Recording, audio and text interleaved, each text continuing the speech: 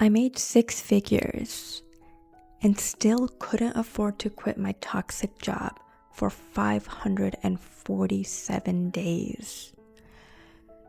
The 40-hour work week isn't broken. It's working exactly as designed. Let me show you the trap. Hey y'all, I'm Wahidah. I'm a girl who used to work in wealth management, and now I'm on your team. I'm here because we've all been there, trapped in jobs that disrespected our humanity, and we watched our mental health crumble, all for a paycheck. Today, we're exposing why the 40-hour work week is designed to keep us stuck. And I'm giving you the exact blueprint to survive this system until we can change it, because life is too short to let someone else own your time. If you work 40 hours a week for 40 years, that's 83,200 hours. That's almost 10 years of your life, not living, just working. The 40-hour work week? Ford's own research showed working more than 40 hours barely increased output. It was literally more profitable to give you weekends than squeeze out those extra hours. You got rest because the math said so, not because anyone cared. And today I can reach 10,000 people with one email, right? With one click of a button. AI writes codes, apps replaces entire departments. We're way more productive in a lot less hours. But in the eyes of capitalism, hours saved by efficiency are hours that can be used for more output. Time saved doesn't go back to you. It goes into doing more work. And as my favorite saying goes, what do you get for a job well done? More work. Every efficiency tool becomes a surveillance tool. Slack tracks your status. Your laptop monitors your keystrokes. We didn't get freedom. We got longer leashes. No wonder we're more burnt out than ever. 79% of workers report chronic workplace stress. The annual healthcare spending on burnout? It's $190 billion. But sure, tell me again how productivity technology was supposed to free us. The system needs you financially desperate enough to tolerate anything, to keep you paid just enough to survive, to keep you so tired to just cope.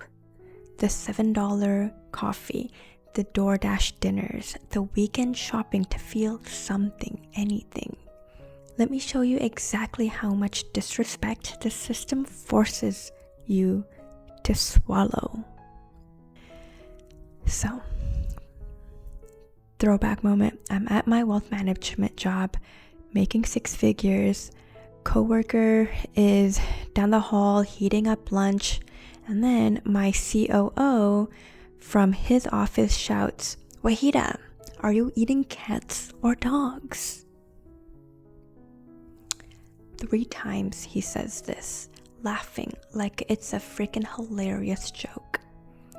Yes, I told HR, of course nothing happened, and here's the thing. Even with a 6-figure salary, I couldn't leave. I didn't have the financial security to tell that man what I really freaking thought. That's not a bug in the system, that's the feature. This isn't about one bad boss, it's about the system that give bad bosses power over your survival.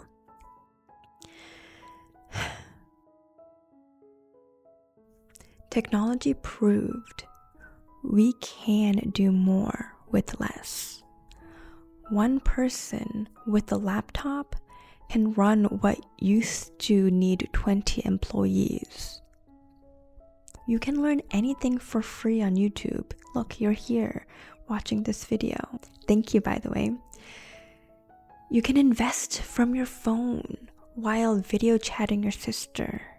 So why are we still working like it's 1920?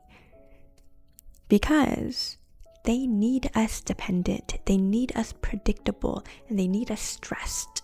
It's late stage capitalism working perfectly. But when we have financial independence, we become ungovernable. 18 months after that racist comment, they denied my vacation request to see family.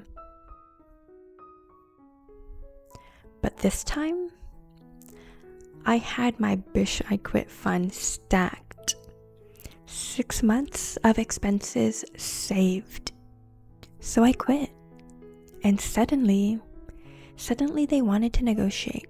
The CEO literally said, "What can we do to make you stay?"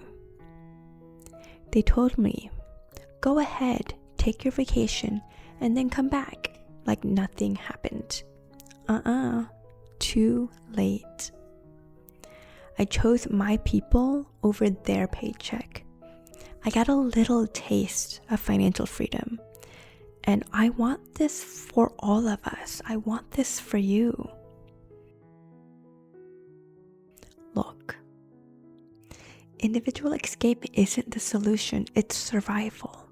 But until we change the system, we need to survive it. Here's how we do it together.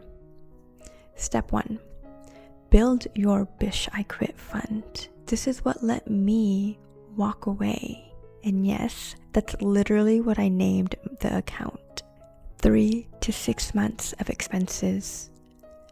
Start with 1 month. Even $1,000 changes how you show up at work. When your boss tries to disrespect you, you can mentally calculate how long can you survive without them. That's power. Step 2, always be interviewing.